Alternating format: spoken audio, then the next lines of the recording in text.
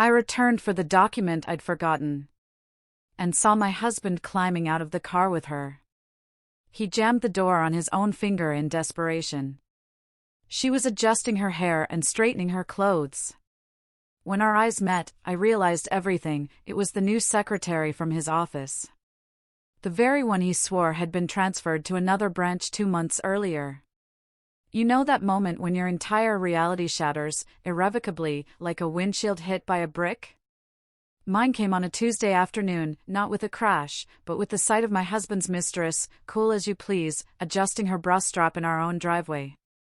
Can you even imagine the shock, the absolute gut punch of seeing that play out right in front of you? I'm Claire, 37, a project manager who color codes her calendar, and apparently, the absolute last person on earth to realize her marriage was a complete, flaming dumpster fire. I live in one of those California suburbs where everyone drives German cars they can barely afford and pretends their lives are Instagram perfect.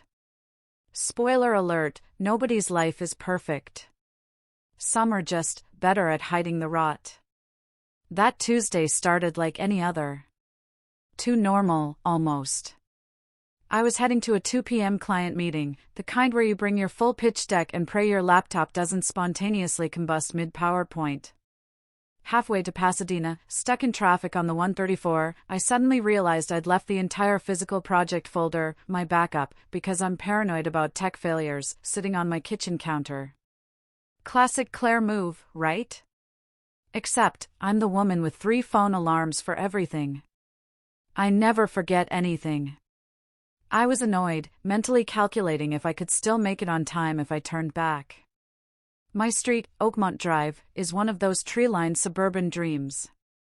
Everyone knows everyone's business but pretends they don't. Which is why seeing Colby's black Tesla in our driveway at 2:30 p.m. on a Tuesday felt like spotting a unicorn. A unicorn that was supposed to be in San Francisco until Thursday.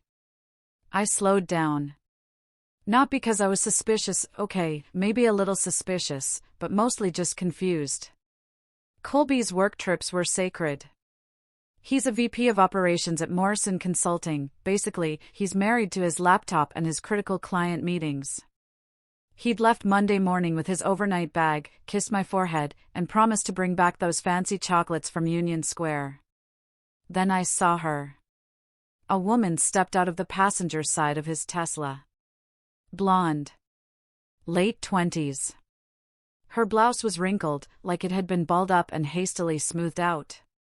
Her hair, it screamed, I just had my hands all over someone else's husband. She was adjusting her skirt, just casually, when Colby scrambled out of the driver's side so fast he slammed his own hand in the door. The yelp he made? Almost worth the 12 years I just wasted. I pulled over 2 houses down, engine still running, watching this disaster unfold like it was happening to someone else. Colby was shaking his hand, probably cursing under his breath, while she, whoever she was, looked around nervously. That's when she turned towards my car. Our eyes met. And I knew that face. Della Monroe. The new executive assistant from his office. The one he'd mentioned exactly 3 times over the past year. The one who had supposedly been transferred to their San Diego office 6 months ago because she wanted to be closer to family. San Diego looks a lot like my driveway, apparently. My brain did that desperate thing where it tries to create innocent explanations. Maybe she's in town visiting? Maybe they carpooled for an emergency work thing? Maybe I'm hallucinating from too much cold brew and not enough sleep? Then Colby looked up, saw my car, and his face went through 5 stages of grief in about 2 seconds. That's when I knew. You don't look that terrified when you're innocent. You look that terrified when you've been caught. I didn't confront them. I didn't scream. I just sat there for 30 seconds, engine running, processing. Then, I made a decision. I drove around the block, parked 2 streets over, and walked back. I entered through the side gate quietly, like a burglar in my own home. Grabbed the project folder from the kitchen counter. Left through the same gate. Neither of them saw me. And then I drove to that meeting like my life wasn't actively imploding. Because here's the thing about being a project manager for 12 years, you learn that emotional reactions are for after you've gathered all the data. The meeting was a blur. I smiled, nodded, took notes.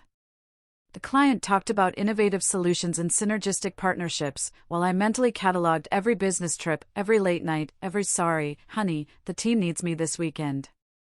I left that office with a signed contract and a heart full of pure, crystallized rage. I drove straight to a Boulevard Coffee and ordered the largest iced latte they had. I sat in the corner booth, the one with the view of the street where I could see everyone, but nobody could really see me. And I did what I do best. I made a plan. First, I needed proof. Real proof. Not just I saw them together proof, but your lawyer will weep when they see this proof. Second, I needed allies. Because Colby wasn't stupid enough to be this sloppy unless he felt completely safe. And if he felt safe, that meant I'd been too predictable, too comfortable, too easy to deceive. My phone buzzed. Text from Colby, "Hey babe, meeting long. Probably won't be back until late Thursday. Miss you." I stared at that message for a full minute. The audacity. The sheer, unmitigated audacity of this man to lie to my face via text while his mistress's perfume was probably still lingering in his car. I typed back, "No problem. Take your time. Love you." Because here's what 12 years of project management teaches you: never show your hand until you've stacked the deck. I spent the next hour creating a new private folder on my laptop. Title: Project Colby. I started documenting everything. Every business trip in the past year. Every time he'd been too tired for date night, but somehow had energy for a morning jog. I pulled up our credit card statements. Our joint account. Because we were partners. We trusted each other. Oh, the irony. Charges started jumping out. Hotels in cities he'd never mentioned visiting. Restaurants in San Diego during times he claimed to be in Sacramento. A jewelry purchase from Tiffany's on our anniversary. Except I never got Tiffany's. I got dinner at Olive Garden because he said he was cutting back on expenses. Apparently, expenses didn't include his side pieces accessories. My phone rang. Tegan Ross. My yoga and wine friend from the neighborhood. We'd met at an HOA meeting 3 years ago, bonded over our mutual hatred of the president and his obsession with community beautification standards, and had been close ever since. "Claire, thank God you picked up. I need emergency wine therapy. Can you meet me at my place in 20? I glanced at my laptop screen, at the spreadsheet of lies I was building. "I'll be there in 15, I said. Because if I'd learned anything in the past 3 hours, it was this: I wasn't going to survive this alone. And something in Tegan's voice told me I wasn't the only wife in Glendale having a really bad week. I grabbed my laptop, left my untouched latte on the table, and walked out into the California sunshine. Somewhere in the city, Colby was probably congratulating himself on another successful deception. Somewhere in San Diego, or actually Glendale, apparently, Della was probably giggling about their close call. Neither of them knew what was coming. But they were about to find out.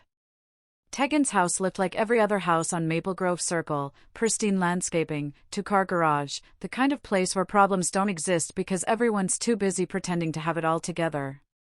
I knew better now. She opened the door before I could knock. Mascara streaked down her face. She was holding a bottle of wine that was already half empty. It was 4 p.m. on a Tuesday. "Tell me you brought reinforcements," she said, pulling me inside. "I brought a laptop full of evidence that my husband's been lying to me for at least a year. Does that count?" She stopped mid-step, turned around, and stared at me like I'd just spoken fluent Mandarin. "You mean Colby? Unless I have another husband I don't know about, which at this point wouldn't surprise me." We sat at her kitchen island, white marble, subway tile backsplash, the works, and I told her everything. The driveway encounter. Della Monroe. The credit card charges. The Tiffany's jewelry I never received. The San Diego lie. Tegan listened, and with every detail, her face went from sympathetic to something darker. When I finished, she refilled both our glasses and said 5 words that changed everything. Mine has one, too. Apparently, Grant Ross, her husband of 10 years, father to absolutely nobody because they'd also chosen careers over kids, had an assistant named Paige who'd supposedly quit 6 months ago. Except Tegan had seen Paige's car at the Glendale Whole Foods last week. And when she'd casually mentioned it to Grant, he'd gotten defensive. Said she was seeing things and being paranoid. Classic gaslighting. The trademark move of cheaters everywhere. I've been tracking his phone, Tegan admitted, pulling out her iPad. I know, it's crazy, but something felt off. Look at this. She showed me a map. Little dots showing Grant's location history. Most were normal, his office in Burbank, their house, the gym. But there were clusters. Recurring patterns. Every Wednesday afternoon for the past 3 months, Grant's phone pinged at the same location, a condo complex in Atwater Village. That's not where his gym is, I observed. No.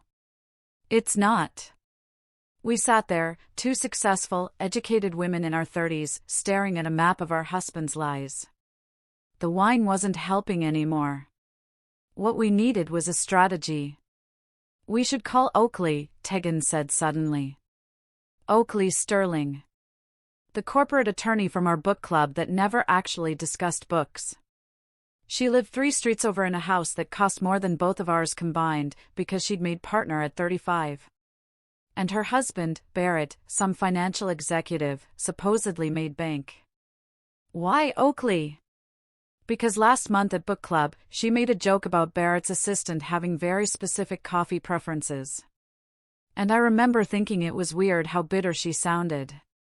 10 minutes later, Oakley was at Tegan's door with Riley Banks, our 4th musketeer.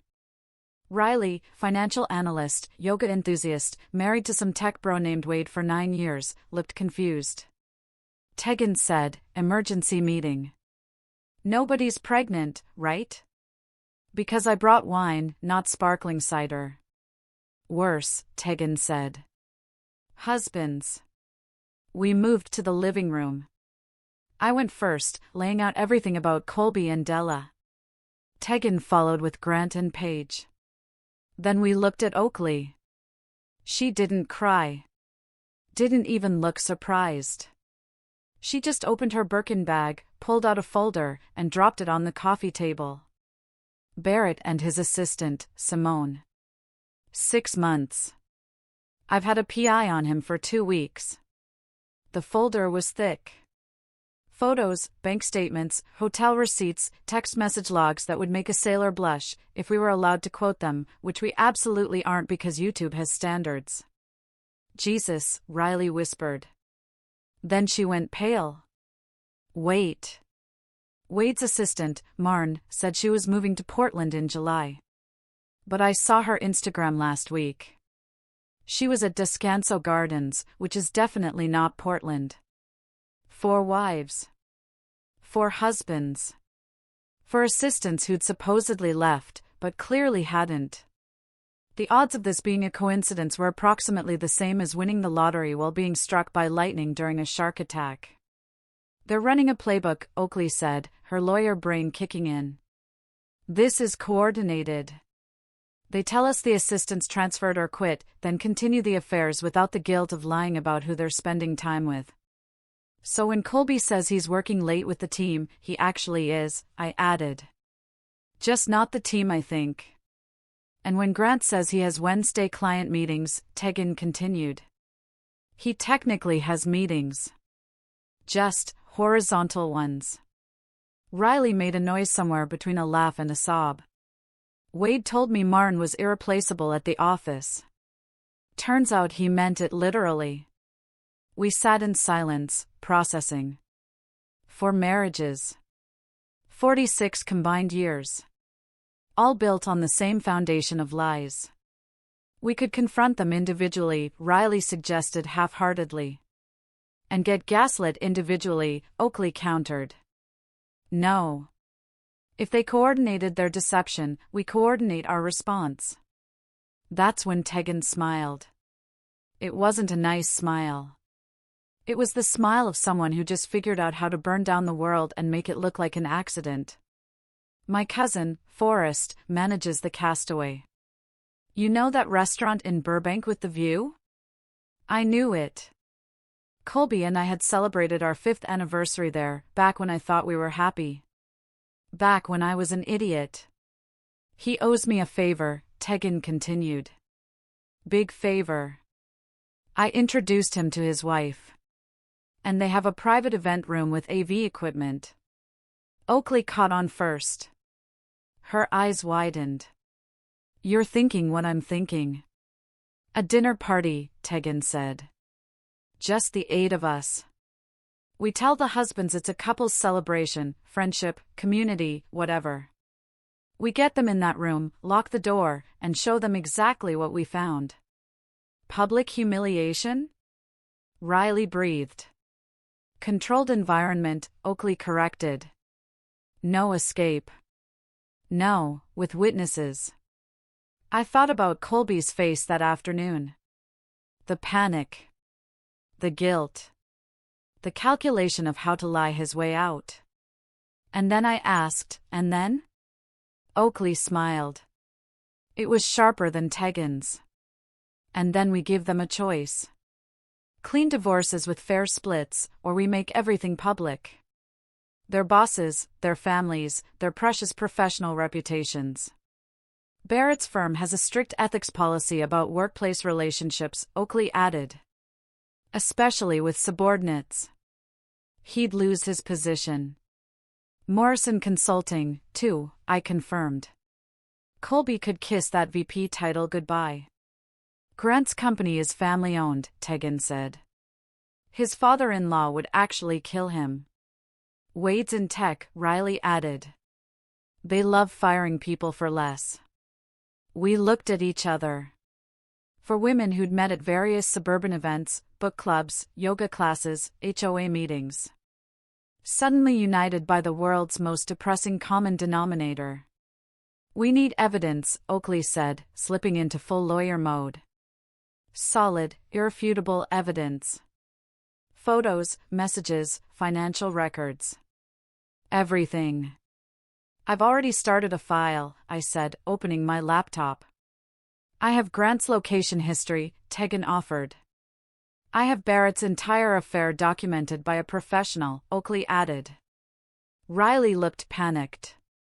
I just have Instagram posts and a gut feeling. That's what we have until Saturday, Oakley decided. Riley, you focus on Wade's patterns, credit cards, phone records, anything you can access legally. The rest of us compile everything we have. Saturday, October 26th, we have dinner at the Castaway. That's 11 days to prepare, I calculated. Think we can pull this together? Oakley looked at each of us in turn. Ladies, we're a project manager, a marketing director, a corporate attorney, and a financial analyst.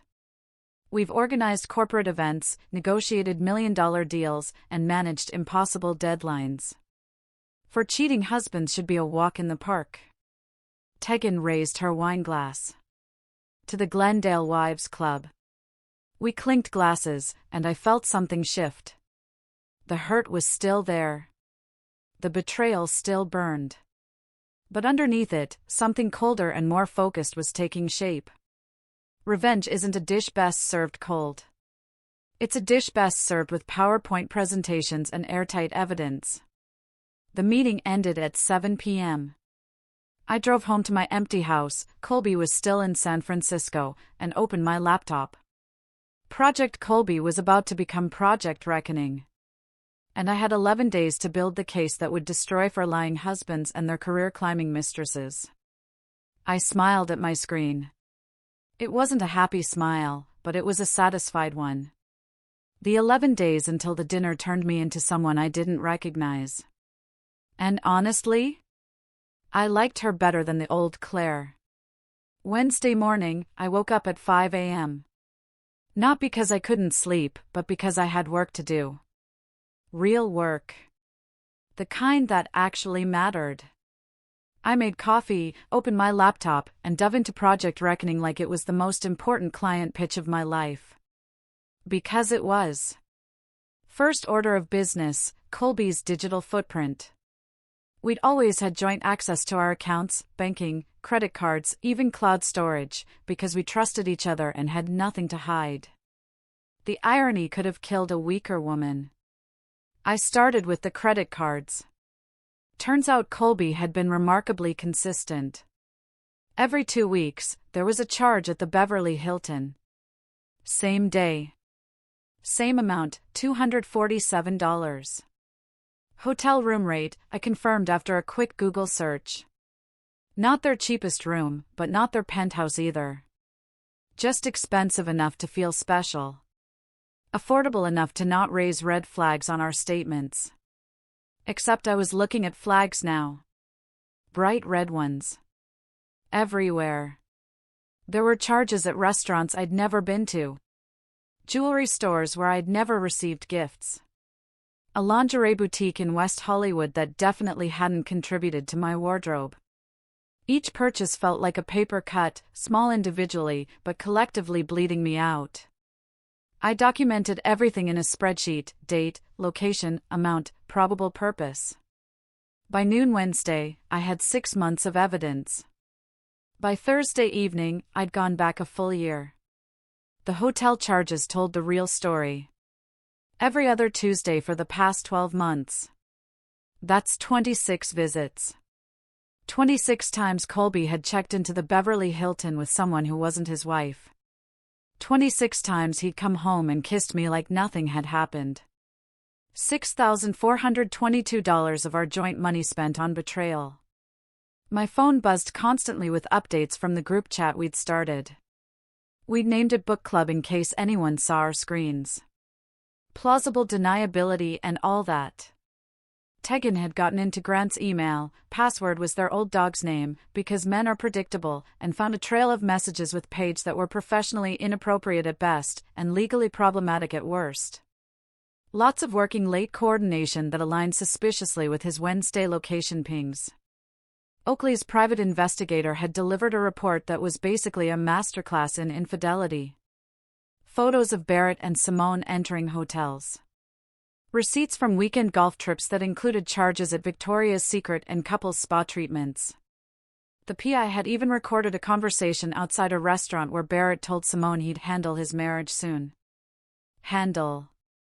Like I was a problem to be managed, instead of a human being he'd promised forever to. Riley was struggling. Wade was better at covering his tracks, or maybe just less frequent about seeing Marn. But on Friday, she found something that broke the case wide open: a lease agreement. Wade had co-signed for an apartment in Silver Lake. The other name on the lease? Marn Preston. He'd literally set his mistress up in an apartment with documentation. Because apparently, cheaters really aren't that bright. Saturday afternoon, the 4 of us met at Oakley's house. Her husband, Barrett, was conveniently away on a business trip, quotes very much intended. We spread our evidence across her dining room table like the world's most depressing art installation. This is enough, Oakley said, reviewing everything with her lawyer eyes. More than enough. Any one of these cases could survive a divorce proceeding. Together? This is airtight. So, we just need to decide how we want to present it, Tegan added. That's when Riley surprised us all. Quiet Riley, who'd spent the past week looking like she might cry at any moment, pulled out her laptop and said, "I made a presentation." We stared at her. What? I'm in finance. I make presentations. It's literally my job.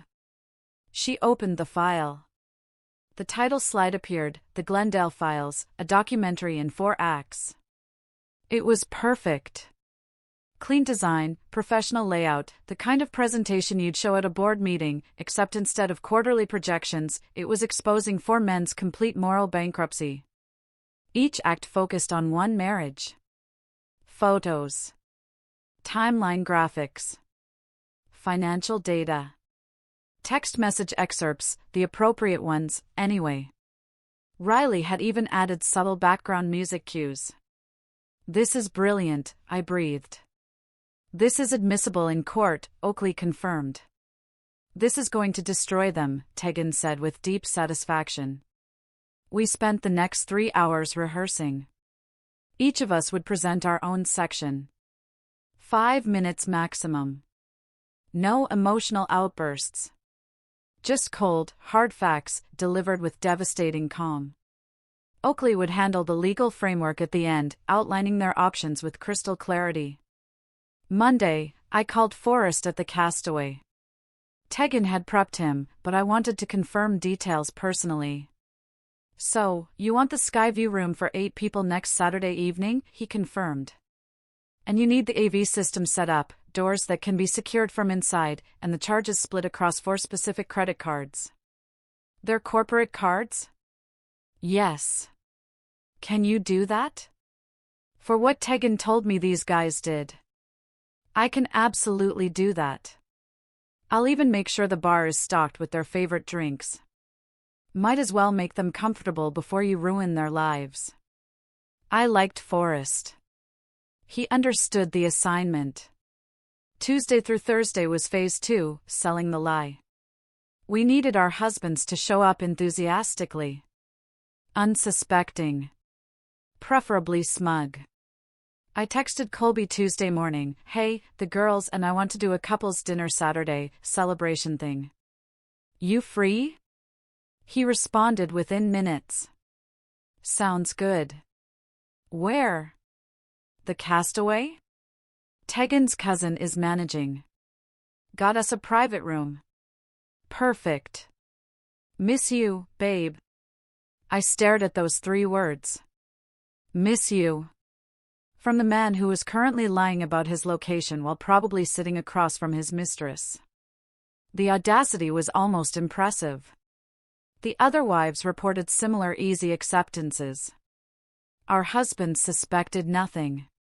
Why would they? We were the good wives, the understanding ones, the ones who believed their lies because it was easier than facing the truth. They'd mistaken our kindness for stupidity. Classic error. Friday afternoon, Oakley called an emergency meeting. "We need to discuss what happens after the presentation. That's the reveal. But we need to control the aftermath." We gathered at a coffee shop in Pasadena, far enough from Glendale to avoid anyone we knew. "They're going to try to leave," Oakley continued. "Get defensive. Maybe aggressive." "Forrest said he can handle that," Tegan offered. "Ex-Marine. He'll keep the doors secured until we're done." "And then?" Riley asked. "Then I give them the choice," Oakley said. "Clean divorces with equitable splits, or we take this public. Their employers, their families, social media if necessary." "Will they go for it?" I asked. Oakley smiled grimly. "Barrett's firm fires executives for ethics violations. Workplace relationships with subordinates violate their code of conduct. He'll lose his position. Grant's father-in-law owns his company.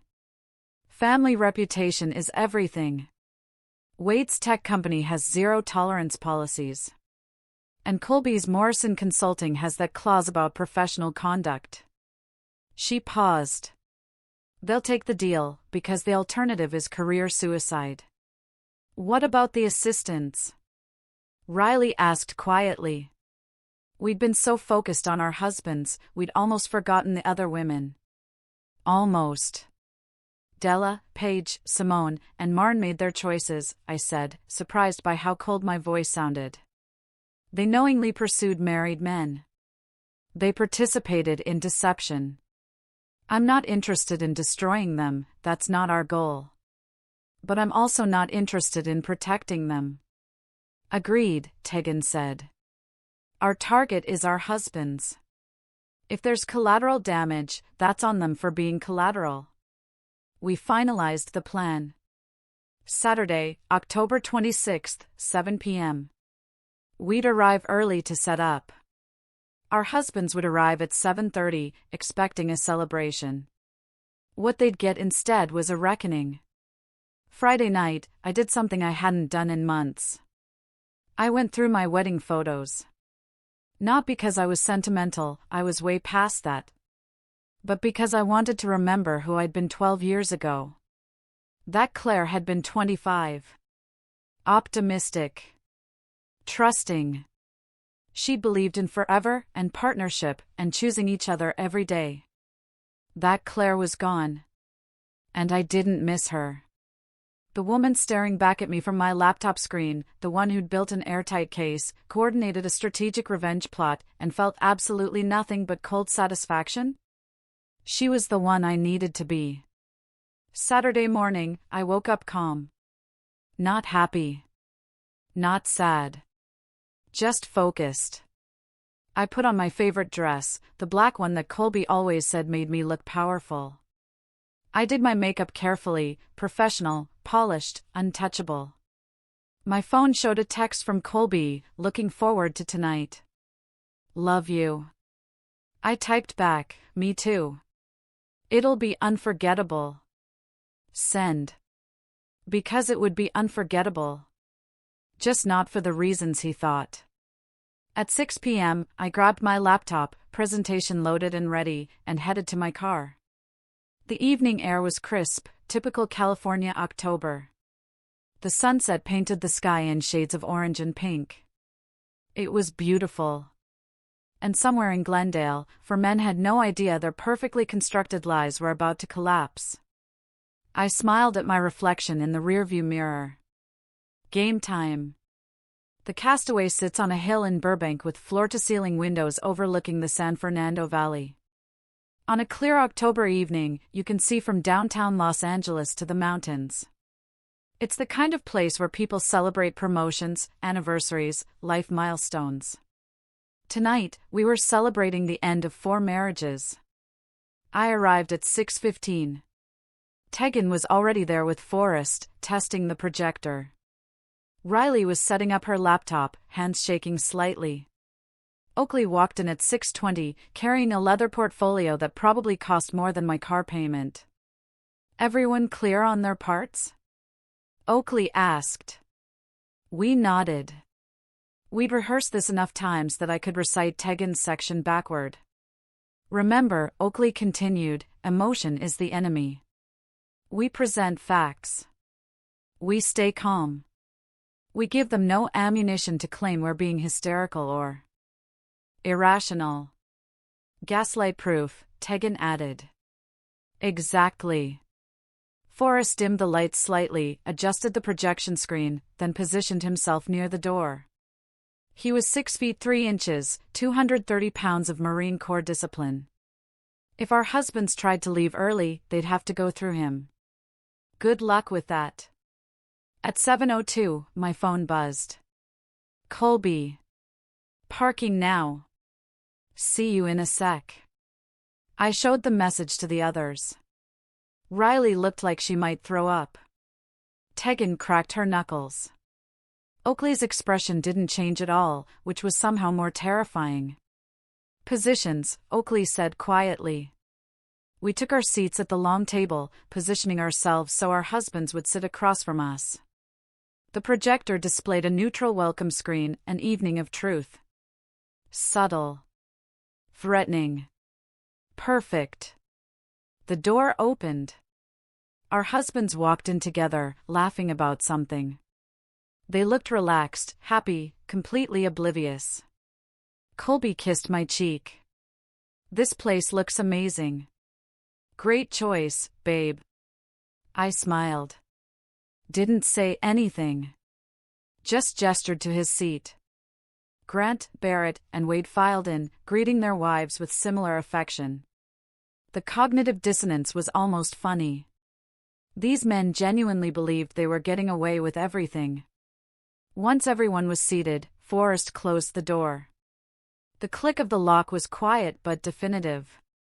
Barrett noticed first. Hey, Did that door just... Welcome, gentlemen, Oakley interrupted, standing. Thank you for joining us this evening. We promise this will be a dinner you'll never forget. Her tone was pleasant. Professional. The kind of voice she probably used in depositions. Colby glanced at me, confused. I kept my expression neutral. We've prepared a presentation, Oakley continued, nodding to Riley. Please hold all questions until the end. The lights dimmed further. The projector screen changed. The Glendale Files, a documentary in 4 acts. I watched Colby's face. Watched the confusion shift to concern, then to dawning horror as the title slide lingered. Act 1, Riley announced, her voice steadier than I expected. Claire and Colby Whitman.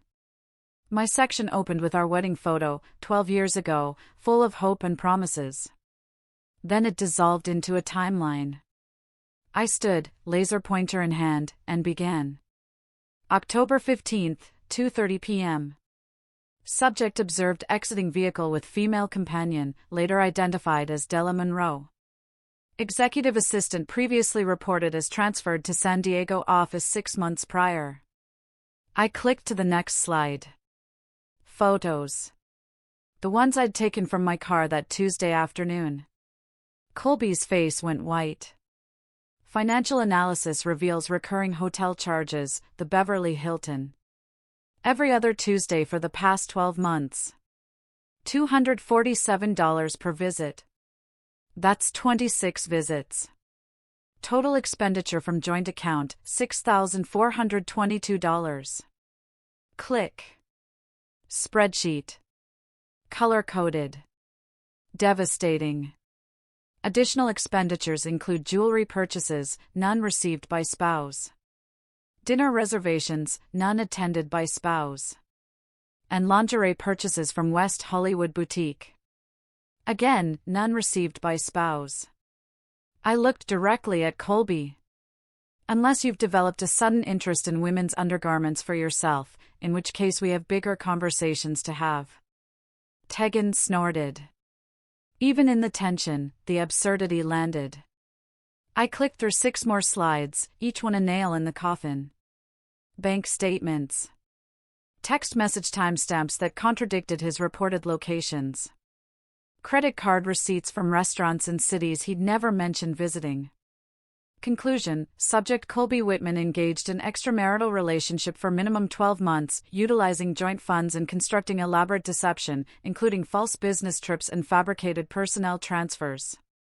I sat down. My hands were steady. My voice hadn't wavered once. Colby looked like he'd been hit by a truck. Claire, I can explain. No talking during the presentation, Oakley cut in. Act 2. Tegan stood. Her section focused on Grant and Paige. Location data. Email correspondence. Wednesday afternoon patterns that aligned perfectly with the Atwater Village condo visits. She'd even pulled property records showing Paige's name on a lease for that exact address. Grant tried to interrupt 3 times. Forrest took 1 step toward the table and Grant went silent. Riley presented Act 3, Wade and Marn.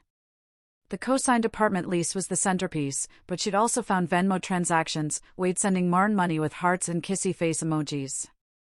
For a tech executive, Wade had shockingly poor operational security. Wade actually tried to stand up and leave. Forrest didn't move, just crossed his arms. Wade sat back down. Finally, Oakley presented Act 4. Barrett and Simone. Her section was twice as long as ours because she'd hired a professional. Photos of them entering hotels. Recorded conversations. A receipt from a jewelry store where Barrett had purchased a bracelet identical to one Oakley owned, except hers had been an anniversary gift 2 years ago. Apparently, Barrett believes in brand consistency, Oakley said dryly. Why develop original romantic gestures when you can simply duplicate them? When the presentation ended, the silence was absolute. Our husbands sat frozen, faces ranging from pale to green. The evidence was irrefutable. Airtight. Devastating. Oakley remained standing. Gentlemen, you have a choice to make. Option A, we proceed with clean, equitable divorces. 50-50 asset splits, no fault filings, minimal publicity. She paused, letting that sink in. Option B, we take this presentation public. Your employers receive copies. Morrison Consulting's ethics board, Grant's father-in-law, Wade's HR department, and Barrett's firm partners all get detailed reports of workplace relationships with subordinates, misuse of company resources, and conduct violations. Barrett started to speak. Oakley held up one hand. Morrison Consulting terminates for ethics violations. Your firm, Barrett, has explicit policies about workplace relationships. Grant, your father-in-law built his company on family values and reputation. Wade, your tech company's harassment policies cover power dynamic relationships. She smiled. It wasn't warm. You'll lose your positions, your professional reputations, possibly face legal consequences for misuse of corporate resources. And then we'll still get our divorces, except the asset split will favor us significantly because, we'll argue, Oakley corrected, you had choices. You chose deception. We're simply presenting you with new choices, better ones than you gave us. Colby looked at me. Really looked at me. Claire, please. We can work through this. Counseling. I'll end it. I'll do anything. For a second. Just a second. I saw the man I'd married, the one who'd promised forever. Then I remembered Della adjusting her clothes in our driveway. No, I said simply. You spent 12 months lying to me. 12 months using our money to fund your affair. You looked me in the eye every single day and lied. You don't get to work through that. You get option A or option B, choose. The four men looked at each other. Some kind of silent communication passed between them. Maybe solidarity in their shared humiliation. Maybe just recognition that they had no leverage. Option A, Barrett finally said. The others nodded. Agreement. Smart choice, Oakley said. She opened her portfolio and pulled out 4 document sets. These are preliminary divorce agreements. Fair splits, no fault clauses. You have 72 hours to review with your own attorneys. We reconvene Wednesday to finalize. She slid the documents across the table. One more thing, Tegan added. The assistants. Della, Paige, Simone, and Marn. We're not interested in destroying them, but if any of them remain employed in your offices after next week, we reconsider option B. Clear? For silent nods. Excellent, Oakley said. Forrest, you can unlock the door now. Forrest stepped aside. Our husbands stood slowly, grabbing the documents like they were ticking bombs. They filed out without another word. The door closed behind them. For a moment, nobody moved. Then Riley started laughing. Not hysterical laughter. The kind of laughter that comes from relief and disbelief and the sheer absurdity of what we just pulled off. Tegan joined in. Then me. Even Oakley cracked a smile. Did we really just do that? Riley asked. We absolutely did, I confirmed. Forrest reappeared with a bottle of champagne, courtesy of the house, and a triumphant grin. The dinner bill? Just got charged to their corporate cards. Enjoy, ladies. We toasted. To evidence. To friendship. To the end of lies, and to the beginning of whatever came next. 3 months later, I'm sitting in my newly redecorated living room, the one that's finally mine, legally. And I can honestly say I've never been happier. The divorce was finalized in December, right before Christmas. Turns out when you have airtight evidence and motivated parties, the legal system moves remarkably fast. Colby signed everything without contest. So did Grant, Barrett, and Wade. Funny how quickly men cooperate when their careers hang in the balance. The house became mine in the settlement. Colby kept his Tesla and his bruised ego. I got the equity, the furniture, and the profound satisfaction of changing every single lock. First thing I did was repaint the bedroom. Goodbye, sad beige. Hello, deep emerald green. The room where he'd lied to me for months deserved a complete transformation. So did I. Morrison Consulting quietly reassigned Colby to their Sacramento office. Not a promotion. Della Monroe resigned 2 days after our castaway dinner, or was encouraged to resign depending on who you ask. Either way, she's no longer Colby's problem to manage. Last I heard through the Glendale Gossip Network, she moved back to Arizona. Phoenix's gain, I suppose. Grant lost his position at his father-in-law's company entirely. Turns out family values mean something when they're attached to a family business. He's working for a competitor now, making half his previous salary. Paige also vanished from the professional landscape. Tegan got their house, plus Grant's vintage car collection. She sold 3 of them immediately and used the money to renovate her kitchen. Said she wanted to remove every trace of him from her space. I understand that impulse completely. Barrett's law firm didn't fire him, partners are harder to remove, but they did strip him of his senior status and reassign his major clients. Professional humiliation in slow motion. Simone transferred to their New York office, which is either punishment or reward, depending on your perspective. Oakley got a generous settlement and kept their Glendale house.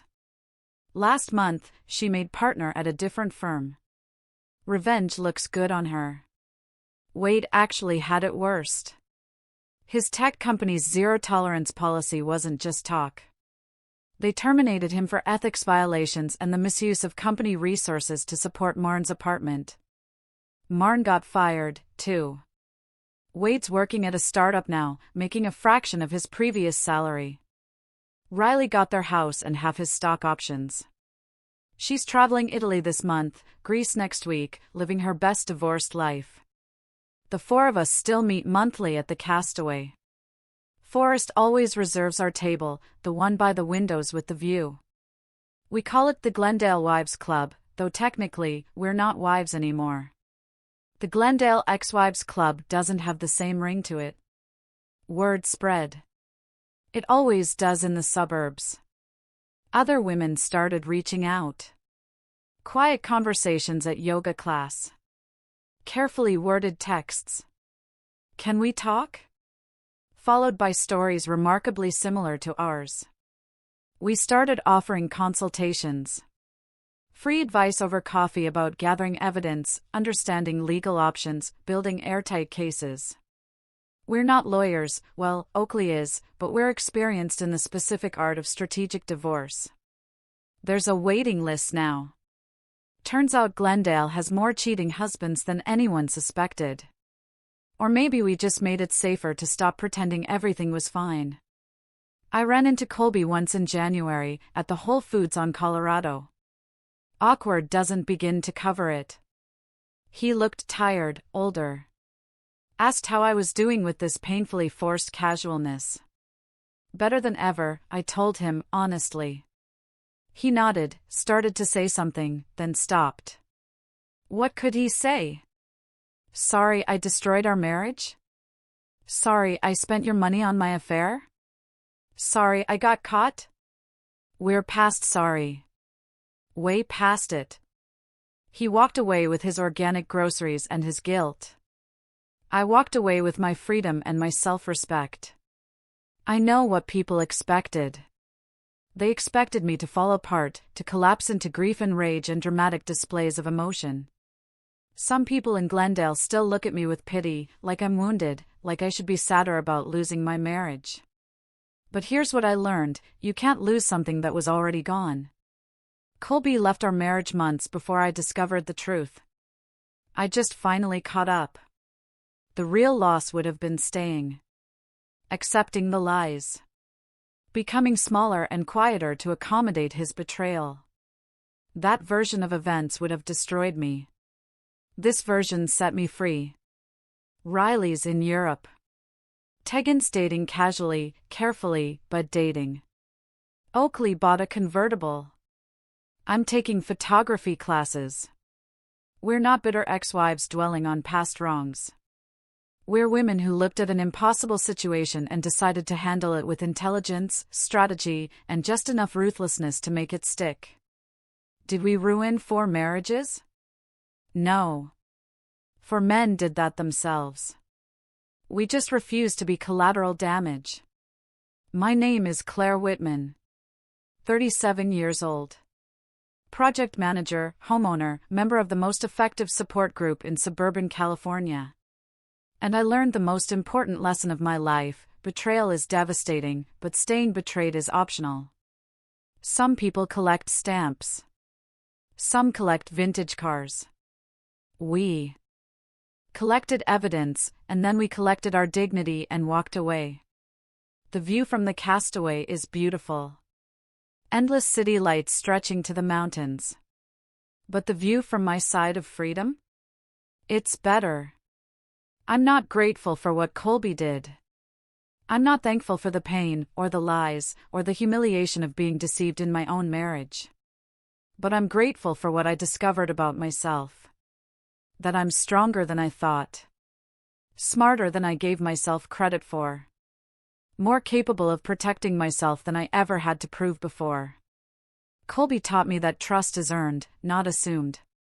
That marriage requires honesty, not just history.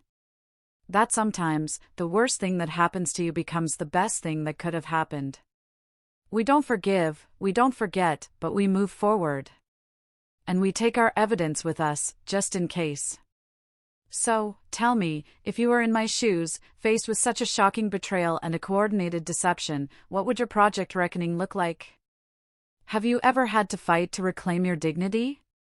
Share your thoughts and stories in the comments below. I'm really curious to hear what you think. Collected evidence, and then we collected our dignity and walked away. The view from the Castaway is beautiful. Endless city lights stretching to the mountains. But the view from my side of freedom? It's better. I'm not grateful for what Colby did. I'm not thankful for the pain, or the lies, or the humiliation of being deceived in my own marriage. But I'm grateful for what I discovered about myself. That I'm stronger than I thought. Smarter than I gave myself credit for. More capable of protecting myself than I ever had to prove before. Colby taught me that trust is earned, not assumed. That marriage requires honesty, not just history. That sometimes, the worst thing that happens to you becomes the best thing that could have happened. We don't forgive, we don't forget, but we move forward. And we take our evidence with us, just in case. So, tell me, if you were in my shoes, faced with such a shocking betrayal and a coordinated deception, what would your project reckoning look like? Have you ever had to fight to reclaim your dignity? Share your thoughts and stories in the comments below. I'm really curious to hear what you think.